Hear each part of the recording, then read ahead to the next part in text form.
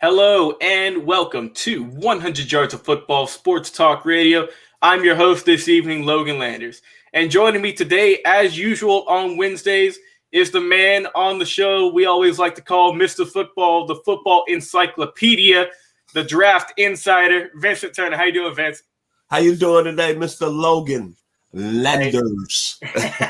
Doing solid, Vince. Doing solid. Can't complain. Well, hey, we have a very special NFL draft prospect video talking about Jaycee Horn out of South Carolina, the young cornerback who's been turning draft scouts' heads left and right, trying to figure out where this guy is going to be going. But before we let Mr. Football get into it and talk his talk about this young man, I just want to say thank you guys so much for watching us on Facebook, on YouTube, and Twitch. Also, if you listen to us over at the Believe Podcast Network, we put our audio up every day. It's on Spotify, it's on Apple, Stitcher, anywhere you listen to podcasts, you can find us. And we just shout out to Believe for doing us great and helping us out so much over there. But hey, Vince, it's time, baby. Another Wednesday. Let's talk about Jaycee Horn. What do you like about him? And tell the fans where you think this guy is going to end up in the 2021 NFL Draft.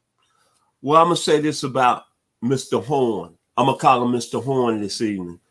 What I like about him is that his father played in the National Football League at a high level. So he's got a lot of good advice, a lot of good coaching from his father, Joe Horn. A lot of people don't understand that Joe Horn was a pretty good football player in his 11 years in the NFL. The guy had over, 58 touchdowns, almost 603 receptions, 8,700 yards receiving. So Mr. Horn is kind of being that NFL royalty from day one. He went to Alpharetta High School, the same high school Josh Dobbs, who was a pretty good quarterback at the University of Tennessee. So he got some good coaching there.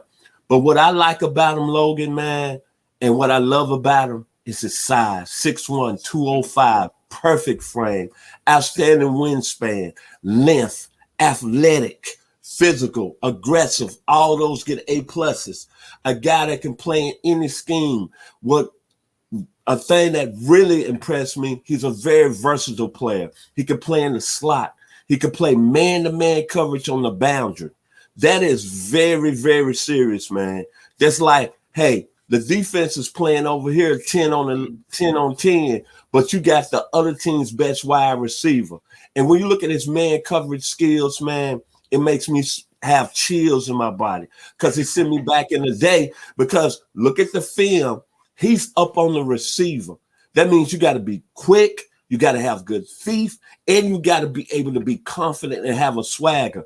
And I'm going to go back in the days of a Hanford Dixon, a Frank Mitterfield, the late, great Willie Brown, Mel Blount, Raymond Claiborne. Those guys right there played at a high level, Lester Hayes, and the great Mark Haynes. That's what type of game Mr. Horn has that's going to translate to the next level. Another thing I love about him. Think about this, Logan. He had 124 targets against him in college. He forced 25 incompletions. Think about that. He was targeted 125 times. He forced 25 incompletions. That means that young man is around the football and he's playing on the boundary. Man-to-man coverage against the best of the best in the SEC. Go back to the 2019 game film against Alabama and see how he played well against four guys that's probably going to get drafted in the first round. Two of them last year, Jerry Jeudy and Mr. Henry Ruggs. Then he played against Devontae Smith and Jalen Waddle. He was against them last year in 2019 and he held his own. But what sticks out to me, here 100 yards of football, we don't never lie. Our motto, game film. You've seen it with your own eyes. Go to the Auburn game this year in 2020. Before that game, everybody was talking about Seth Williams, the outstanding wide receiver. Eli Stove, another outside wide receiver for Auburn. And it was talking about Mr. Bo Nix. In that game, Mr. Horn had 7 forced incompletions. I think he had 6 tackles. I even had a pick, but he was all over the field. And to me, that cemented him as probably one of the 2 top corners in all the draft. But it's another thing when you look at Mr. Horn. Based on that performance, there's only one other player that I've seen have a game like that. Go back to November 24th, 1979. You should know this guy He's from Florida State University. Is that a hint to you? He's on that panel right now. The legend Bobby Butler, when he went up against Chris Collinsworth, he had 5 forced incompletions, 1 interception, 5 tackles. That's the only time I've seen any player have a game like that at the cornerback position. So with Mr. Horn, to me, he's a guy that's going to go into the league and he's going to be very confident, but he can help your football team out because he's got skills to be that primary corner and a corner that can lock down on one side of the field. And he's going to be a very good player at the next level because I think of his genes with Joe Horn, but most of all, he's a football player and he's got great grain tape. And I'm going to say it one more time. Length, aggressiveness, physical ability, wingspan, quick feet, the ability to play press. Listen what I'm saying, Logan. Press man-to-man coverage. When we say in the neighborhood, everybody's over here. You got Mr. George Pickens. You got Mr. Jerry Jeudy, Devontae Smith. It's your job. That young man can do that on the football field right now. And it reminds me a lot of James Brayberry, the corner with the New York Giants. Yeah. So with Mr. Horn, it's something I want to say to end what I say about him because I'm enjoyable and I like him and I love him because he's playing the cornerback position in the size, 6'1", 205. It's a song, see, Logan, you young, so a lot of music I bring up, you're really not going to be able to relate because you're the youngest member and one of the most talented members of 100 Yards Football. But it was a song back in 1984 by this group by the name of Midnight Star. And they had a song called Night Rider. I'm a black and shaman armor. Jaycee Horn is going to be there in the National Football League. Over to you, sir. Hey, well, usually, Vince, whenever you bring up those nice song choices on Wednesdays, immediately after the shows, I go on YouTube and I look them up. And I always like to say, I see what you mean, Vince. I see what you mean by comparing these guys to these great songs. But, hey, as tradition on Wednesdays, I like to give my top 3 teams who I think all these draft prospects we've done in the past, where they're going to go. So without further ado, my 3 teams who I think Mr. Horn will go to, I've got the New York Jets, the Tennessee Titans, and the Arizona Cardinals. What are your thoughts on those 3 teams, and which one do you see that you think he'll best fit in with? Well, you know, the Jets have the number 2 pick in the NFL draft coming up in 2021. They need a lot of help in a lot of areas. Of course, quarterback, offensive lineman. But I could see them maybe if they decide to trade that second pick, moving down and getting more picks in the first round, I think Mr. Horn will be a perfect fit. Let's get real here. The Jets secondary has not been anywhere to it needs to be over this season because they traded their best player, Jamal Adams, before the season to the Seattle Seahawks. So when you look at it, Brian Poole is an unrestricted free agent. Bless Austin, bless his heart. He's just not the answer. And you're not going to win with an undrafted free agent in Lamar Jackson. So I think that'll be a perfect destination for him. Then when you look at the Tennessee Titans, reality, Malcolm Butler is a very excellent player. No question about it. But he's getting old and he's making a lot of money. Then you got Adoree Jackson coming up for his deal. So the Titans could decide to move Mr. Butler, and that'll be another perfect place for Mr. Horn. But the place I think he would land, if I had to be a bet man, would be the Arizona Cardinals. Patrick Peterson has had a great career with the Arizona Cardinals. Drake Kirkpatrick played very well last year at the other side. But both of them are over 30 years, Logan. They old. They need to go. So much to this game. When you get older, you lose a step or two. And it's no fault of theirs. But if I had to say Mr. Horn would land and would be with the Arizona Cardinals, and I think that'd be a perfect fit for him. Yeah, we'll have to see where he does end up with the draft coming up in just a little while. But I think if I had to pick a team too, Vince, I do think the Cardinals will be the perfect fit. Like you say, you got those 2 aging corners that are – I think it's about time for them to pack their bags and ride off into the sunset. And it's time to get some fresh young blood. And I think Jaycee Horn would be a perfect fit with that Arizona Cardinals squad.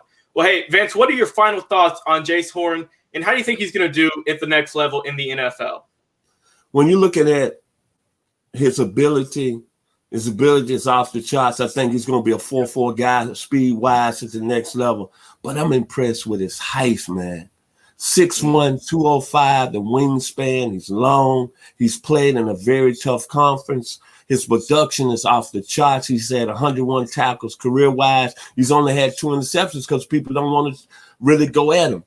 but he's got everything to be a star at the next level. I'm talking about size-wise, what the big quarters are in the modern-day game, big, long, and fast. And as I said before, to me, when you look at his overall ability, it brings you back to back in the old days, old school.